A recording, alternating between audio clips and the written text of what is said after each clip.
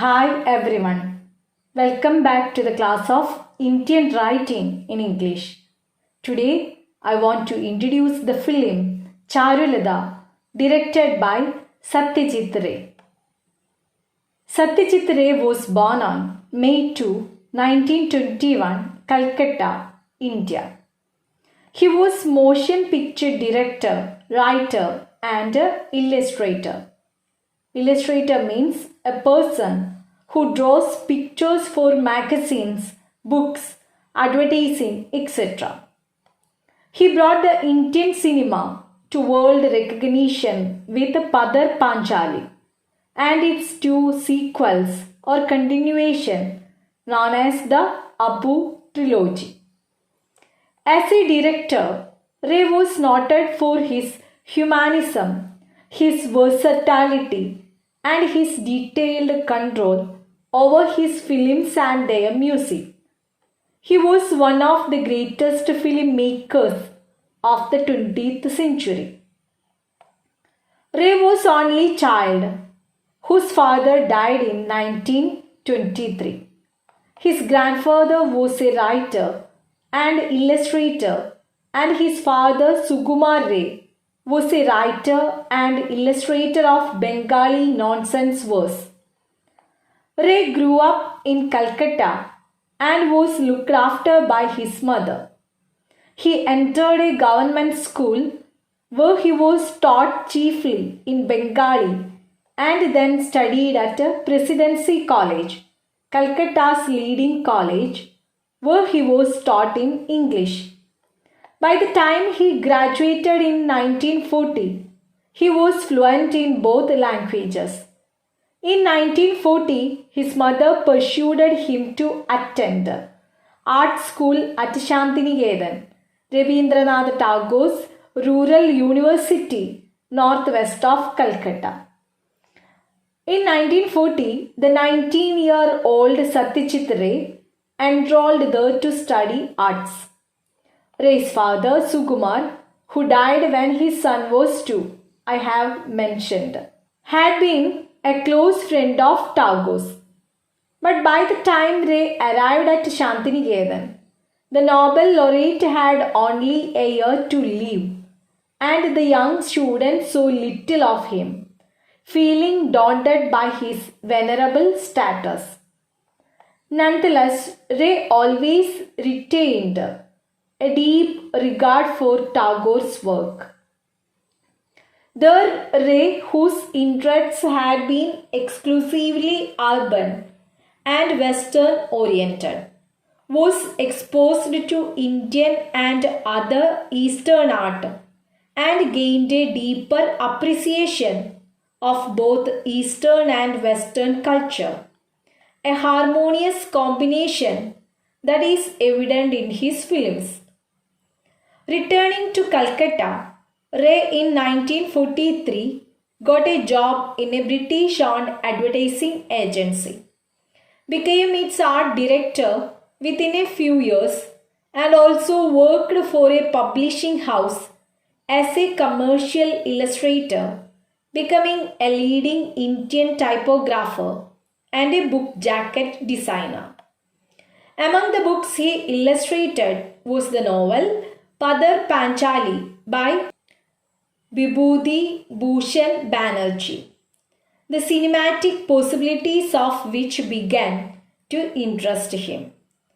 Ray had long been a passionate film goer, and his deepening interest in the medium inspired his first attempts to write screenplays and his amazing of the Calcutta Film Society. In 1949, Ray was encouraged in his cinematic ambitions by the French director Jean Renoir, who was then in Bengal to shoot The River. The success of The Bicycle Thief, with its pessimistic story and its economy of means, location shooting with non-professional actors, convinced Ray that he should attempt to film Padar Panchali. Ray was unable to raise money from doubtful Bengali producers, who distrusted a first time director with such unconventional ideas. Shooting could not begin until late 1952 using raise on money, with the rest eventually coming from an unwilling West Bengal government. The film took 2.5 years to complete, with a crew, most of whom lacked any experience whatsoever in motion pictures, working on an unpaid basis. Padar Panchali was completed in 1955 and turned out to be both a commercial and tremendous critical success, first in Bengal and then in the West, following a major award at the 1956 Cannes International Film Festival. This assured Ray the financial backing he needed to make the other two films of the trilogy, The Unvanquished, The World of Apu. Padar Panchali and its sequels tell the story of Apu, the poor son of a Brahmin priest. Next, we are going through themes and documentaries. Ray never returned to the saga or epic form, his subsequent films becoming more and more concentrated in time, with an emphasis on psychology rather than conventional narrative. He also consciously avoided repeating himself. As a result, his films span an unusually wide range of mood, background, period, and genre with comedies, tragedies, romances, musicals, and detective stories, treating all classes of Bengali society from the mid 19th to the late 20th century. Most of Ray's characters are, however, of average ability and talents, unlike the subjects of his documentary films, which include Rabindranath Tagore and The Inner Eye. Next, we are going through adaptations of works by Rabindranath Tagore. Some of Ray's finest films were based on novels or other works by Rabindranath Tagore, who was the principal creative influence on the director. Among such works, Charulata, The Lonely Wife, a tragic love triangle set within a wealthy Western influenced Bengali family in 1879, is perhaps Ray's most accomplished film. Teen Kanya, Three Daughters, is a varied trilogy of short films about women. While The Home and the World is a somber study of Bengal's first revolutionary movement set in 1907 to 08 during the period of British rule.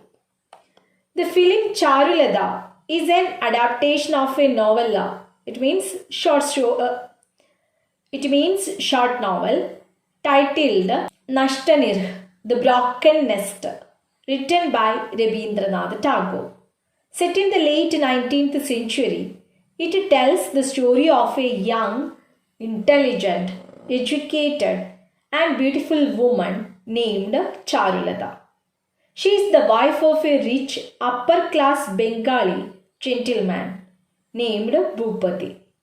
A product of the Renaissance of Bengal, Bhupati is an out-and-out liberal and runs an English language newspaper named The Sentinel, aimed at criticizing the unfair practices of the British government in India.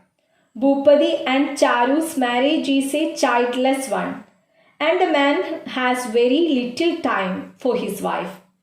However, he loves his wife dearly, encouraging her inherent artistic talents to flourish. Charu spends her days reading and supervising domestic chores. Rest of the film we will be talked in later. Next, we are going through major films, comedies, and musicals of Ray. Ray's major films about Hindu orthodoxy and feudal values include the music room, an impassioned evocation of a man's obsession with the music. Devi, in which obsession is with a girl's divine incarnation. Deliverance, a powerful indictment of caste. And Kanchenjunga, Ray's first original screenplay and first color film, a subtle exploration of arranged marriage among wealthy westernized Bengalis. The Chess Players, Ray's first film made in the Hindi language with a comparatively large budget, is an even subtler probing of the impact of the West on India. Although humor is evident in almost all of Ray's films, it is particularly marked in the comedy, The Philosopher's Stone, and in the musical, The Adventures of Goopy and Baga, based on a story by his grandfather. The songs composed by Ray for the latter are among his best known contributions to Bengali culture. Next, we are going through films about Calcutta and later work. The rest of Ray's major work, with the exception of his moving story of the Bengal famine of 1943-44, Distant Thunder, chiefly concerns Calcutta and modern Calcuttans. Days and Nights in the Forest observes the adventures of four young men trying to escape urban moors on a trip to the country and failing. The Big City, and a trilogy of films made in the 1970s. The Adversary, Company Limited, The Middleman, examine the struggle for employment of the middle class against a background of revolutionary, Maoist-inspired violence, government repression, and insidious corruption. After a gap in which Ray made Piku and then fell ill with a heart disease, he returned to the subject of corruption in society. An Enemy of the People, an Indianized version of Henrik Ibsen's play Branches of the Tree, and the sublime The Stranger, with their strong male central characters, each represent a facet of Ray's own personality, defiantly protesting against the intellectual and moral decay of his beloved Bengal. Last, we are going through his work as a writer and illustrator. The motion picture director also established a parallel career in Bengal as a writer and an illustrator, chiefly for young people. He revived the children's magazine Sandesh and edited it until his death in 1992. Ray was the author of numerous short stories and novellas, and in fact, writing rather than filmmaking became his main source of income. His stories have been translated and published in Europe, the United States, and elsewhere. Some of Ray's writings on cinema are collected in Our Films, Their Films. His other works include the memoir Childhood Days. I think it's the right time to start the review of the film Charulata. Charulata is based on a story by Rabindranath Tagore, The Broken Nest, and set in Calcutta in the 19th century. Bengal Renaissance is at its peak, and India is under the British rule. The film revolves around Charulata, Charu, the childless, intelligent, and beautiful wife of Bhupati. He edits and publishes a political newspaper. Bhupati is an upper-class Bengali intellectual with a keen interest in politics and the freedom movement. Charu is interested in the arts, literature, and poetry. Though Bhupati loves his wife, he has no time for her. She has little to do in the house run by a group of servants. Sensing her boredom, Bhupati invites Charu's elder brother Umapada and wife Mandagini to live with them. Umapada helps in running of the magazine and the printing press. Mandagini, with her silly and crude or unpurified ways, is no company for the sensitive and intelligent Charulata. Amal, Bhupati's younger cousin, comes on a visit. Bhupati asks him to encourage Charu's cultural interests. Amal is young, handsome, and is of the same age group as Charu. He is a jovial, free-spirited young man, fresh out of college, with no ambition in life other than the pursuit of his literary aspirations. Bhupati entrusts his cousin with the responsibility of nurturing Charu's artistic talents. They are more friends than relatives, begin to spend time together. He has literary ambitions and shares her interests in poetry. He provides her with much needed intellectual companionship and attention. An intimate relationship developed between Charulata and Amal. There is a hint of competition when she publishes a short story on her own without his knowledge. He realizes that Charulata is in love with him, but is reluctant to reciprocate due to the guilt involved. Meanwhile, Charu's brother and sister-in-law, who were guests in the house, cheat Bhupati of his money and run away. It destroys Bhupati's newspaper and the press. The episode shatters Bhupati, who admits his hurt to Amal. He tells Amal that now Amal is the only one he can trust. Amal is overcome with the guilt of betraying his cousin. He is also uncomfortable with Charu's higher intellect that he has helped nurture. He leaves unannounced to marry and go away to England for higher studies. He leaves behind a letter to Charu. Charu is heartbroken but hides her disappointment.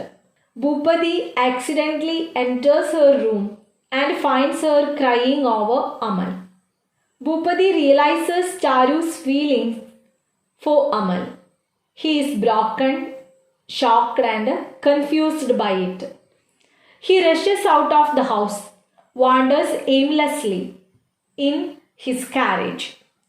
On his return, Charu and Bhupati make a doubtful gesture to reach out, but their extended hands remain frozen in a tentative gesture.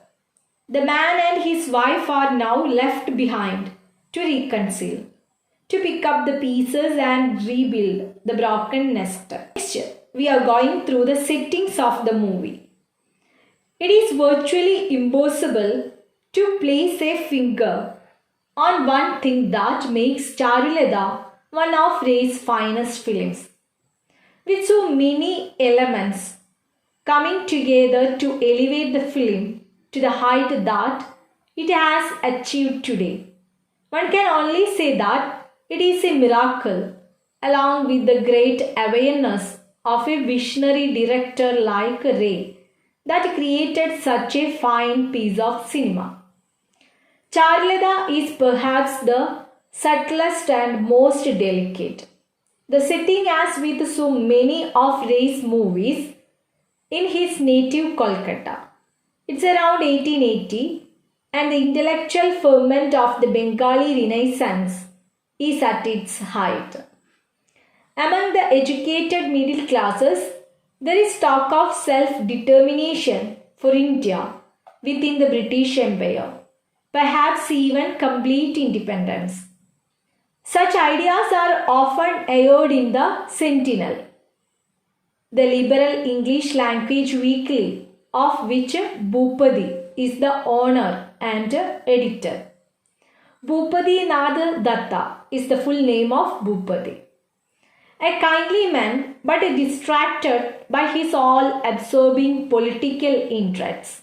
He largely leaves his wife, the graceful and intelligent Charulata, to her own resources. Consider the visual storytelling, for instance. In the opening scene of the film, Ray establishes two important facts of the story with admirable fineness and remarkable understatement. We see Charu moving from one room of the house to the other, watching passers-by on the street down below from the windows. And then she walks around in a room, mentoring through a maze of furniture with a book in hand. Her fingers gently caressing the edge of a table as she absent-mindedly hums a tune to herself. We instantly know two things about her. First, that she is a woman confined to the interiors of her house, much like the myna in the cage seen later in the film. And second, that she is bored, reading the same books over and over again, wandering around in her own home, not knowing where to go. Not a single word of dialogue is spoken. There is no narration, and yet with such elegance, Ray sets up the mood for the rest of the story. The rest of the film is filled with such marvelous examples of visual storytelling. Charu standing at the doorway of her bedroom and Bhupati passing by without so much as noticing her, and she immediately raising her opera glasses to her eyes in a symbolic bid to bring her husband closer to herself. Charu swaying gently in a swing in the garden as Amal lies on a mat under a tree, soaking in the play of light and shade. A moment of liberation for both of them, beautifully poised to turn into a moment of coming together. The attraction here is not sexual in nature, although the sexual tension does exist in the later half of the film. But here it is just the freeing of the spirit under the open sky. The visual elegance and fluidity that Ray achieves in Charulata are immediately evident in the long, all but wordless sequence that follows the credits and shows us Charu trapped in the stuffy, brocaded cage of her house, trying to amuse herself. Having called to the servant to take Bhupati his tea, she leaves through a book lying on the bed, discards it, selects another from the bookshelf, then hearing noises outside in the street, finds her opera glasses and flits bird-like from window to window, watching the passers-by. A street musician with his monkey, a chanting group of porters trotting with a palanquin, a portly Brahmin with his black umbrella, signifier of his dignified status. All these come under her scrutiny. When Bhupati wanders past, barely a couple of feet away, but too engrossed in a book to notice her, she turns her glasses on him as well, just another strange specimen from the intriguing, unattainable outside world. Throughout this sequence, Ray's camera unobtrusively follows Charu as she roams restlessly around the house, framing and reframing her in a series of spaces, doorways, corridors, pillared galleries that emphasize both the Victorian Bengali luxury of her surroundings and her confinement within them. Those subjective shots are largely reserved for Charu's glimpses of street life, the tracking shots that mirror her progress along the gallery, or move in behind her shoulder as she glides from window to window. Likewise, give us the sense of sharing her comfortable but trammeled life. The only deviation from this pattern comes after she is retrieved the opera glasses. A fast lateral track keeps the glasses in close up as she holds them by her side and hurries back to the windows, the camera sharing her impulsive eagerness. Under the credits, we have seen Charu embroidering a wreathed bee on a handkerchief as a gift for her husband. When she presents it to him, Bhupati is delighted but asks, "When do you find the time, Charu?" Evidently, it's never occurred to him that she might feel herself at a loose end. But now becoming vaguely aware of Charu's discontent and fearing she may be lonely, he invites her never-do-well brother Umapada and his wife Mandakini to stay, offering Umapada employment as manager of the Sentinel's finances. Mandakini, a feather-headed chatterbox, proves poor company for her sister-in-law. Then Bhupati's young cousin Amal unexpectedly arrives for a visit. Lively, enthusiastic, cultured, and aspiring writer, he establishes an immediate rapport with Charu that on both sides drifts insensibly toward love. Calm without fire within. The title of Ray's essay on the Japanese cinema could apply equally well to Charulata. Next, we are going through music of the film. If the moving images are not enough, consider the brilliance of Ray's background music. For instance, understated to the extent that it almost becomes an integral part of the image on screen. Ray uses a mix of Tagore's songs and his own compositions to gently fly around the setting, giving the scenes a magical, dreamlike quality. Music too is used to express underlying sympathies. Both Charu and Amal are given to breaking spontaneously into song. Ray weaves variations on both songs into his score. Another that Amal sings for Charu was composed by Tagore's older brother Jyotindranath, the husband of Kadambari Devi. Next, we are going through cast. And then, of course, there are the performances. That the three central characters of the film give their career best performances in the same film speaks volumes about this aspect of the film. Sailan Mukherjee, a veteran or established actor of the stage, accepts the instruction of his director and plays each scene assigned to him with perfection. His Bhupati is so consumed by the ideas of liberalism that he cannot see the plight of his wife even when she is in his arms. When he finds out the true feelings of his wife, he is shattered and wanders aimlessly through the streets of the city, weeping silently. The ebullient or cheerful Amal, played beautifully by Soumitra Chatterjee, steals your heart right from the scene in which he enters the household, unannounced and unexpected, in the middle of a typical Bengal Kalboishaki. Kalboishaki means a sudden and violent pre-monsoon storm. Reciting the lines from Bankim Chandra Chattopadhyay's novel at the top of his voice.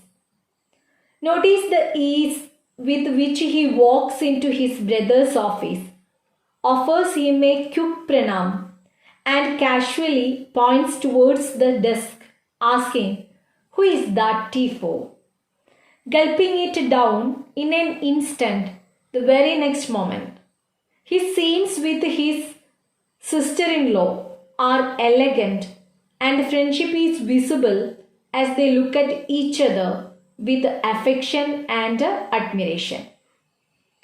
From the opening scene all the way to the last though, the film is completely owned by Madhabi Mukherjee, who becomes Charulata, blood, bond and soul.